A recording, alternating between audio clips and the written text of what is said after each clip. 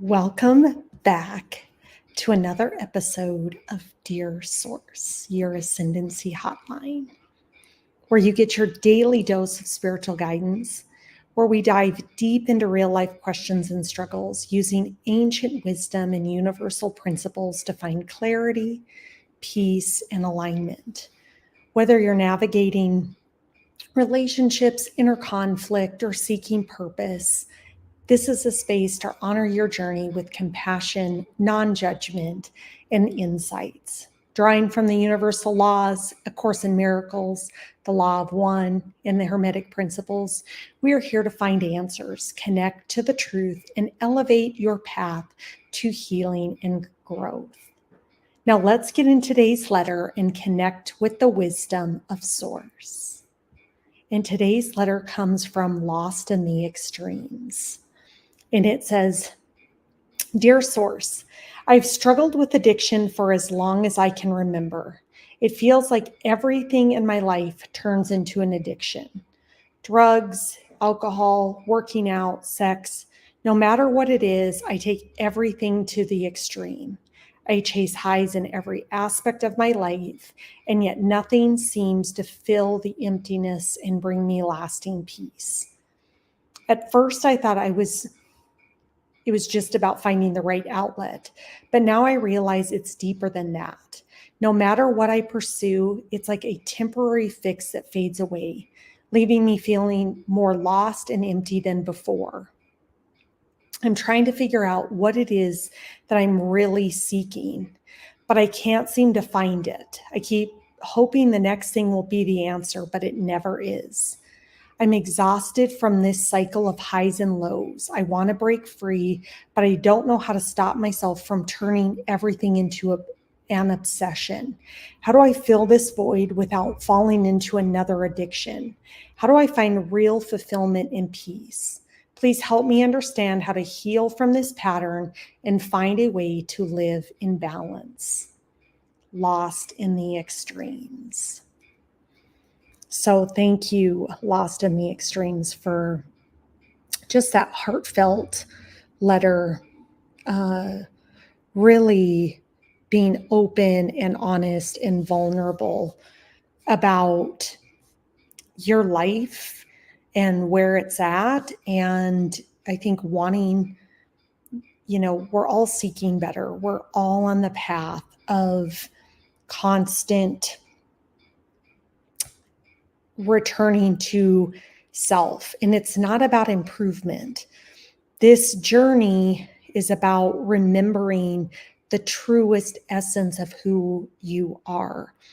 And sadly enough, we have so much in our society that has disconnected us from that remembrance. So when we remember that we are whole and complete, when we remember that we are an emanation of God, when we remember that we are divine, when we remember that we are God eternal within the body, that we are the ocean in one drop, that we are perfectly and fiercely made, there is no seeking. And that's the journey that I would ask you to embark on, is how do you really turn your addictive behaviors in seeking external validation through our 3D world into how do I use that energy to remember back to the truest essence of who I am? How do I destroy the narratives that are running those programming to constantly be in an essence of seeking? So anytime that we're in an energy of seeking for some type of external validation, at the heart of the energy of what's going on there is a fundamental understanding that, or feeling that you're lacking something. And when we think about lack, that means that we're not whole and complete. And in a spiritual sense, it really means that we're out of balance. When we look at our soul, we have these energy centers that comprise that soul. And one of those energy centers is our root chakra. And that's the lowest energy center. That's our sense of like being anchored into our body, our sense of security, our sense of knowing that we're okay. And anytime that we have an imbalanced root chakra, we're in a state of lack. We perceive that we are lacking something. And we oftentimes and are taught to go seek that externally. So if I'm lacking in some way, shape, or form, the ways to go validate that are to go do external things in the world. So let's say I don't like my body shape or my body image. Well, one way for me to then go seek to improve that, because I feel unworthy, I feel like my body isn't perfect, there's something wrong with it because of these external standards that are being created in the 3D world, which aren't actually real. We then turn to behaviors to fill that worthiness of like, if I just have 6-pack abs and I have no body fat and I'm super cut, like people are going to think that I'm worthy of, like I'm worthy. And the reality is like, if the energy of which you're starting from is lack and imperfection, all you're going to continue to generate is more lack and more imperfection.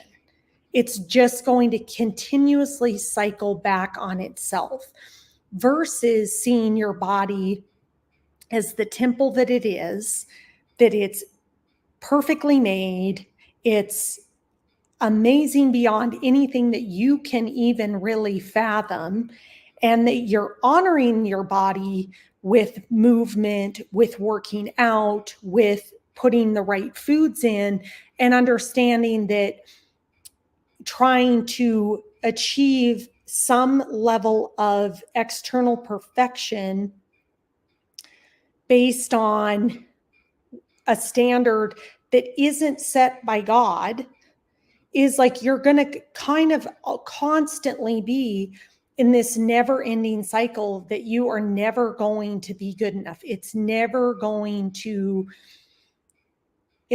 be self-fulfilling. So how do you turn that, why am I driven to seek this perfection, back into a spiritual lesson of like, what do I perceive that I am lacking? And how do you really look and sit with that and really work through what is going on there? Like, what's really driving that? And, you know, where did that come from? And what standards are you using to make any of those judgments for yourself? So like the lesson is like, how do you take this and go inward? Because the journey that we're on is an inward journey. It's not external. It's an inward journey of, why am I doing that? What at the core of that do I perceive that I am lacking? Most of the time, in all the examples you wrote in the letter, whether it's chasing a high with drugs, maybe drowning out something with alcohol, there is something behind that wants to be looked at. And that dissonance that we feel in wanting to strive for perfection is where the juicy part of growth really lies, of what's that story that's running there, and is it true? Is it true?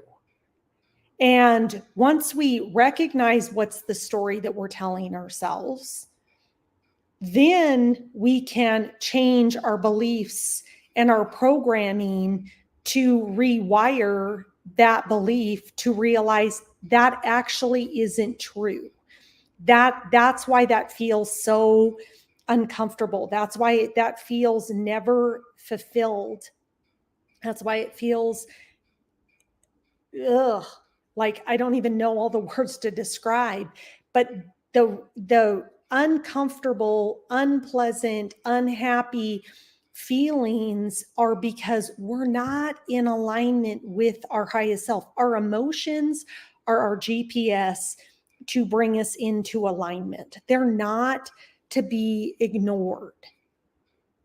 And so understanding what's the underlying desire and pursuit for those things, and then being able to sit with those things and understand where those things come from, and then understand that that isn't me, and that in order to move from the current state to a state of, I am whole and I am complete, I'm perfectly made, there is nothing wrong with me. I don't need that in order to feel good. I don't need that external validation in order to feel well. So that's the real journey that we're here on, is to use these things to look at ourselves and to recognize, where do I feel incomplete? Where do I not feel whole? What is truly driving that? And how do I use that to then really look inwardly to change that inside myself, to rewire, to re-anchor that belief, to then go, actually, I don't need the external thing that I was using to fill that up. I actually went in and sat with that and did the work and acknowledged what was going on there. And anytime that we're using, let's say, substances, anytime we're using, any of those things, we also are opening ourselves up to lower vibrational energies. We're also opening ourselves up to negative energies, possibly entities, that now get to access us because of the vulnerable state that we're putting ourselves in. So as we expand, as we remember back to our divinity, as we resonate in that higher state of being, of that higher state of consciousness, we become more impervious to negative energies, because there's two things here. There's a positive and a negative. We can't have one without the other. The more we polarize to the positive, the less that the negative has any ability to interact and affect us. And so, as I think about this letter and what was written, it's like, how do we slow down and start to really know that numbing or doing addictive things, clearly you've realized that those aren't getting you the end result you're looking for. And you keep cycling back. So if it isn't one thing, it becomes another thing. If it isn't that thing, then it's something else. And the real healing begins is when we can point inward and look at ourselves and remember who we are, remember our divinity, love every aspect of ourselves. So as you dive into why am I doing this? What aspect of me is really driving that? That aspect of you wants to be integrated and loved and seen for the critical role that they've played in your life. And in that loving, you also then bring in the forgiveness. the self-acceptance, the realization that there's nothing wrong, that you have to suspend the judgment of the rightness or the wrongness. It just is. It was gifted to you to grow you. So how can you embrace those learnings as you go through them and write them down and really go, okay, what is really driving me to be this addictive to X, Y, or Z? What is driving that? Where am I lacking? Most of the time it's going to come from lack. Maybe where am I attached to an outcome? Why am I attached to that outcome? What's really driving that attachment to the way that I look, or the attachment to being perfect, or the attachment to whatever that might be? It's so specific to each individual. Or wanting to be in control. I've got to control this. So the way I get control of this is I'm going to control my food intake, or I'm going to go work out incessantly because that's going to make me feel in control. Like, we have to come into right relationship with everything, understanding that everything is just we're in relationship with it. So what is my relationship with working out? What is my relationship with sex? What is my relationship with alcohol? What's my relationship with drugs? And how are those serving the highest and greatest good of who I am? And I'm not saying it's like poof magic overnight, but I think the real work begins in getting really real with yourself and figuring out what's really driving the underlying motivation, what's really driving that behavior, what's really there, and being willing to sit with that, acknowledge it, and then bring it into union with the wholeness of who you are, because that piece of you is so valuable. There's something probably so insightful that you need to know from that piece of you. So this is an opportunity to really look inward, because that's all this journey is. And this journey is about cycles of death and rebirth. It's about realizing that everything that we contract into, that we agree to as each and every one of us, to teach us the lessons that our soul needs to know, and to know that there is nothing wrong with you. You are divinely and perfectly made. And the things that we have to break out of in this society is truly remembering that. That's the fight that we're in. We are in a fight to remember how divine we are. That's it. That's it. That's all we're here to do. And on this journey, we are here with the ups and downs, the trials and tribulations. Each and every one of us has things that we contracted into, that we agreed to work on and to teach us our soul's lessons. And there is no judgment. It's not easier for some and not easier for others. It's just different for each and every one of us. And the whole goal here is for us to remember back to our divinity, back to the truest essence of who we are, that we are an emanation of God, that we were God made manifest in this body. The only way God can even experience himself, herself, itself is through each one of us as a human being. God would not even know God if it weren't for the human experience. And so we signed up for this. We signed up for the craziest soul school imaginable coming into this planet. And we have nothing but divinity to remember. We are here to be divine. We are here to be the highest expressions of ourselves. And we are here to fall deeply and madly in love with the essence of who we are. Because at the heart of this is you are whole and complete.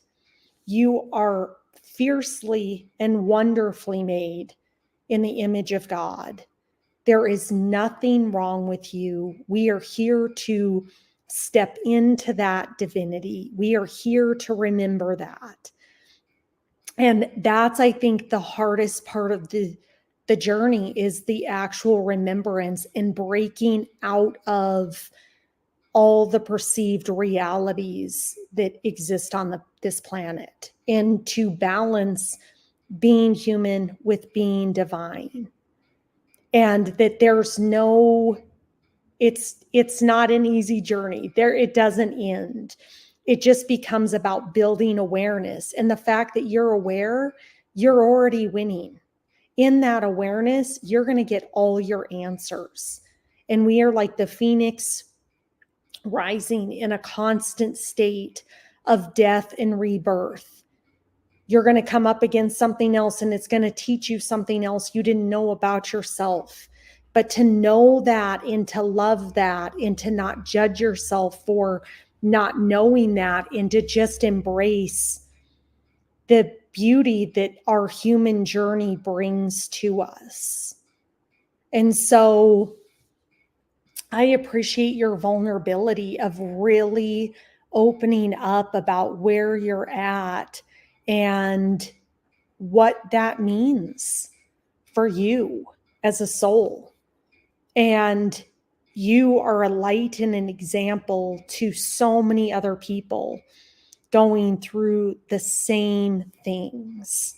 And oftentimes, I think people that struggle with addictions, oftentimes too, are very highly spiritual and gifted people.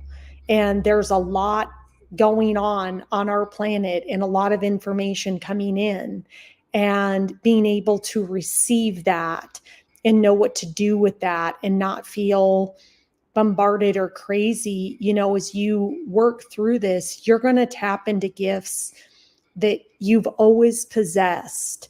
But we have taught people in society to cover up. We're going through a great awakening on the planet, and it's going to get tough, and it's going to continuously be tough, because it's like, can we stand and remember our divinity? And so I just appreciate you shining your light, Lost in the Extremes, for you being an example to so many others by having the courage to write the letter. And if anyone or you have any more questions about any of this, about shamanic practices in relationship to healing, addictions, things of that nature, please reach out. Please ask your questions.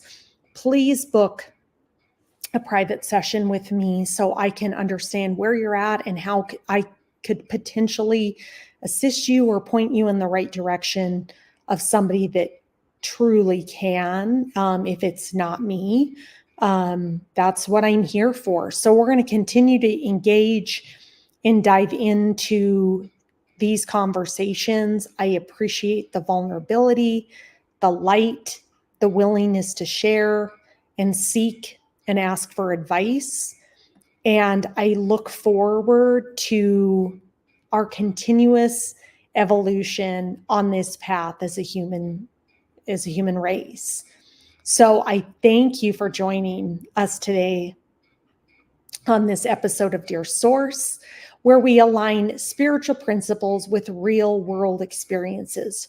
Remember, no challenge you face, peace, clarity, or wisdom are always available when you connect with your higher self. If today's discussion resonated with you and you're seeking deeper personalized guidance, I invite you to book a private session with me. Together, we can explore your spiritual path and unlock the answers you've been searching for. And if you'd like to connect with minded people in our spiritual community. Coming very soon is the Ascendancy Collective, where we can support each other in our growth, healing, and ascension. You don't have to walk this path alone, so join us and let's rise together. And please like, share, subscribe, comment. And until next time, trust the process, honor your truth, and stay connected to Source.